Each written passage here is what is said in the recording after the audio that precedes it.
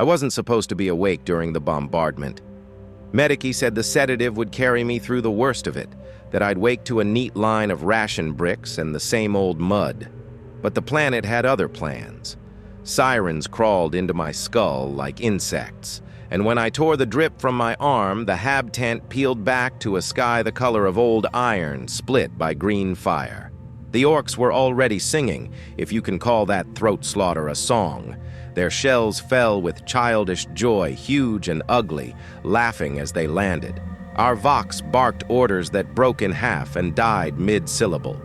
I stepped out into a world made of grit and rain, tasted rust on my teeth, and felt the trench shiver underfoot like a frightened animal. We stacked bodies to fix the parapet.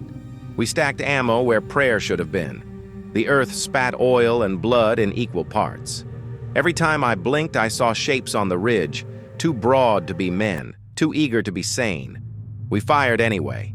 Lost streaks stitched the storm, neat little threads on a rotten flag. The orcs just came harder, roaring with mouths like furnaces, breath hot enough to fog a visor. Someone in 3rd Platoon started reciting the litany of true aim. Half the words were wrong, but it steadied our hands. Sergeant Havel kept count of kills in his head and swore he could hear the Emperor add them up. The new kid, Pell, asked if the angels were coming. He meant any chapter, he meant rescue. I told him the angels always come when there's meat in the water. I didn't say what kind. The first drop pod fell like a verdict. It punched the ground beyond the wire, burst apart, and exhaled a fog of steam and copper. Through it walked a giant in slate gray, edges blackened, white jaw mark clamped across one pauldron. No heraldry, no hymn, no promise. Just silence. More pods followed, until the night had teeth. Carcharodons. I'd heard stories from crewmen who drank too long and slept too short. Tales of patrols that became disappearances, of rescues that felt like being weighed. The chapter. The void itself coughed up. No banners, no mercy, no audience. Seeing them up close, the stories felt polite. They moved like deep water, the kind that drags you beneath without a ripple. The orcs noticed too late. One charged, arms raised to the storm, mouth grinning wide enough to show us where the bullet should go. The gray figure didn't shoot. He stepped inside the swing, and the chain teeth screamed. The orc came apart as if he'd been built to do exactly that. Another Marine vaulted the razor wire without breaking pace, boots barely whispering on steel. The silence was a pressure, a presence. Every cut was an answer to a question we hadn't asked. We fired less, we watched more. It felt like treason. Sergeant Havel shouted to advance by twos. We did, because he was the loudest thing that still belonged to us. The Carcharodons didn't look our way. We were background, wind and rain and ash. They had found their quarry. They carved lanes through green flesh and scrap iron, leaving only steam and the wet clack of cooling teeth. Pell slipped in the churned mire. I dragged him up by his harness and told him to keep his muzzle high. He pointed past me, hand shaking. A knob the size of a sentry tower was bearing down, power claws snapping like a door in a storm. I had time to think of my mother's kitchen and the chip in the blue bowl. Then a gray shape slid between us, took the claw on a forearm plate, and turned the knob's throat into red weather. The Marine never looked back. He didn't need thanks. He didn't need names. By midnight, the ridge was a jawline and the valley a mouth. The orcs kept feeding it until the chewing slowed. The angels, our angels, moved deeper, gray shadows unbuttoning the dark. We held the trench like a rosary, counting breaths instead of beads.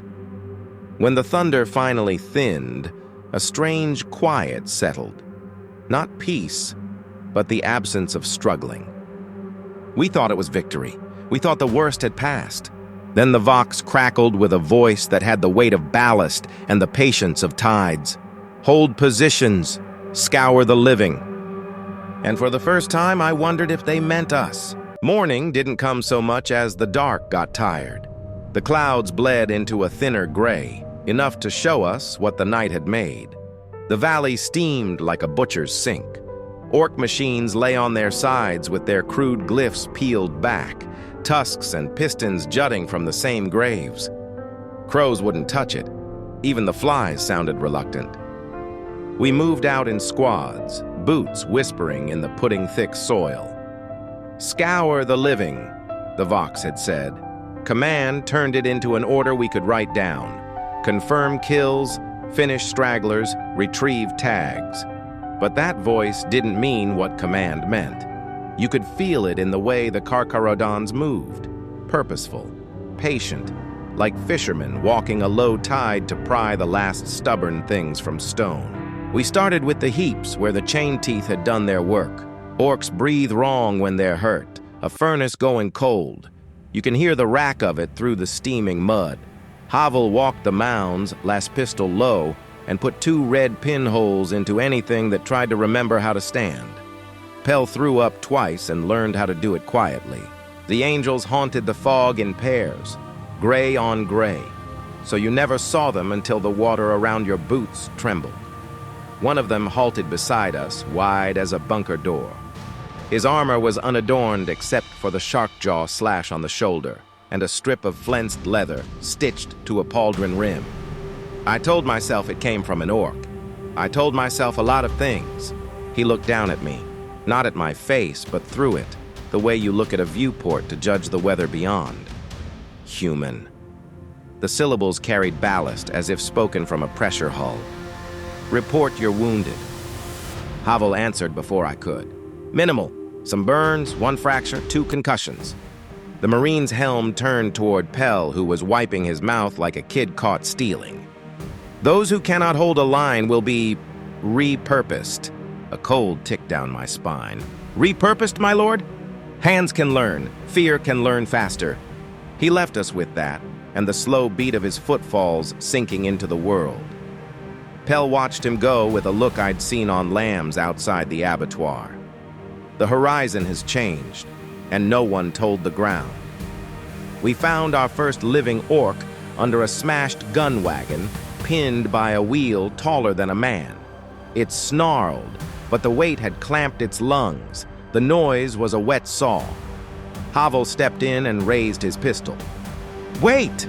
said a second giant, arriving without sound, as if the mist had decided to wear armor. "Leave it." Havel frowned. "Sir?" "The scent will carry." We left it. We left 3 more, each held down by steel or broken bone. The angels were making a line of them, like lanterns along a road none of us could read. When the wind shifted, I caught it. Blood, oil, hot copper, an animal note that hooked the inside of the nose. Every predator in the valley would know the way. By noon, the fog had thinned to a salt taste on the teeth. The Carcharodons dragged the captured orcs into a broken culvert and set a perimeter marked with crack charges nestled like eggs.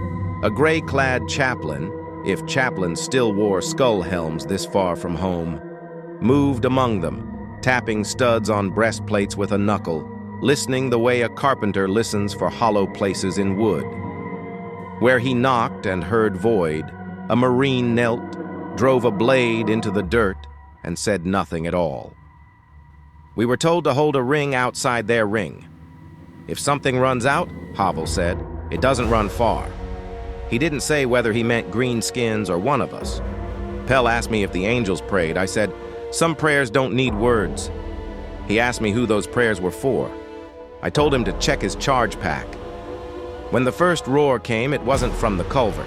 It rolled up from the tree line where the ridge cut east, a deep, delighted bellow that made birds leap from 100 hidden places. Shapes broke from the brush, orcs who'd slept through the night's butchery or gotten lost in the storm. They smelled the line and came on without thought. That was the moment I understood the purpose of the pinned ones. They were buoys, charting a current you couldn't see. The angels didn't fire. They let the tide come. It hit the culvert and shattered. The charges popped in a patient sequence, not a wall, but a rhythm, stepping the orcs sideways into corridors of killing. Gray figures moved inside that metronome, cutting when the beat demanded, never wasting a stroke. We fired at what spilled, stitching the cracks with red thread.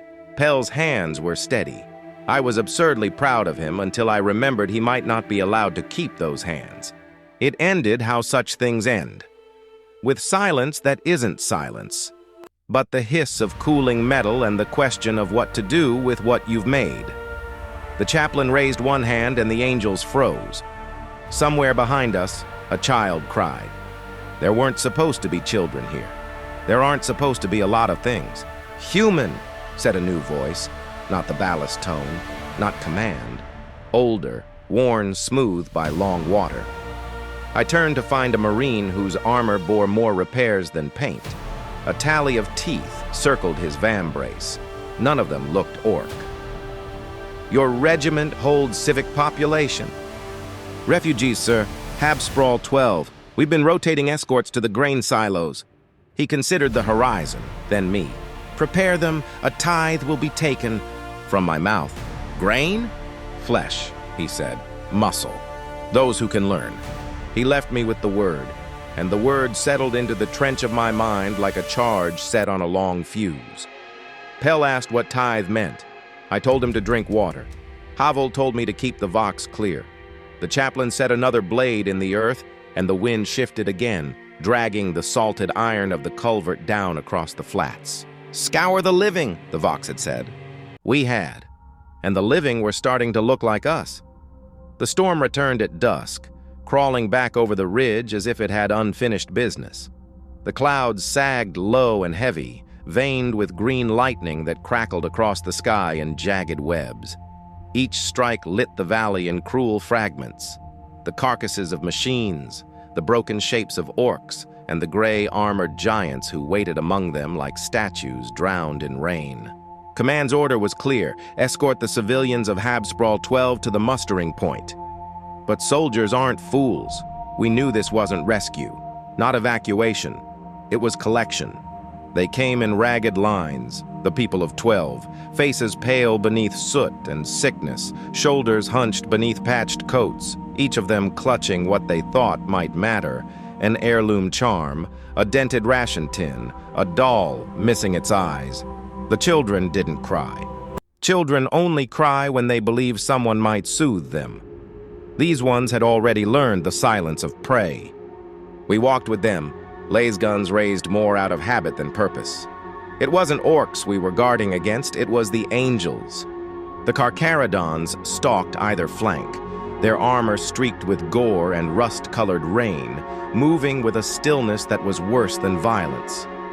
They didn't herd the refugees. They watched. Each time a gauntlet lifted, another soul was marked.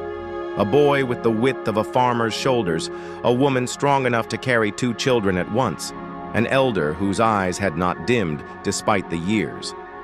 The chosen were tugged aside, their names erased before their feet had left the mud. I saw Sergeant Havel's jaw tighten. He didn't speak, he knew better, but the look he gave me was enough. This isn't recruitment, it's consumption. Pell was behind me, the rain making his hair stick flat to his head. He looked smaller than ever, trying to hide inside his flak vest. His eyes darted from Marine to Marine, wide and wet, like an animal too tired to bolt. When the hand came down on his shoulder, an armored mitt heavy enough to crush a chest plate, he gasped. Just one small broken sound, the sound of a child realizing the world has teeth. I whispered they can't. But they could, and they did. The marked were led to the culvert. What had once been a drainage tunnel was now a shrine of horror. The skull-helmed chaplain waited there, his armor painted darker than midnight, his crozius replaced with a blade so heavy it dragged sparks from the stones. One by one, the civilians knelt before him. He touched each forehead with the flat of his blade, marking them with lines of blood drawn from his own gauntlet. They did not resist. Resistance would have been mercy. The ritual stretched into hours. Rain thickened to sheets, washing blood into channels that writhed like red snakes around our boots. 30, 40, 50 were claimed. Strong hands, steady eyes, bodies that could carry burdens.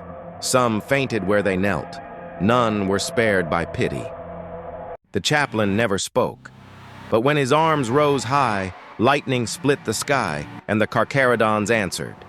They slammed their weapons against their armor, a rhythm like the deep booming of drums underwater.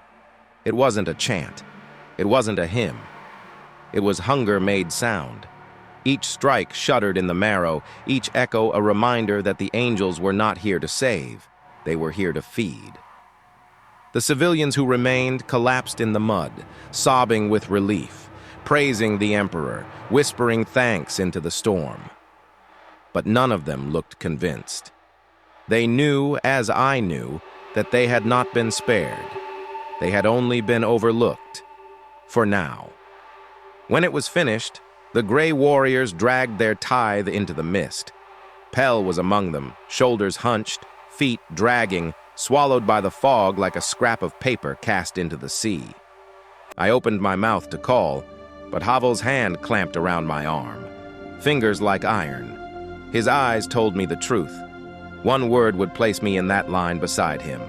The angels vanished, their shadows dissolving into the storm. What they left was worse than their presence. Silence, heavy and unnatural, like the pause between waves before something enormous breaks the surface. That night, I could not sleep.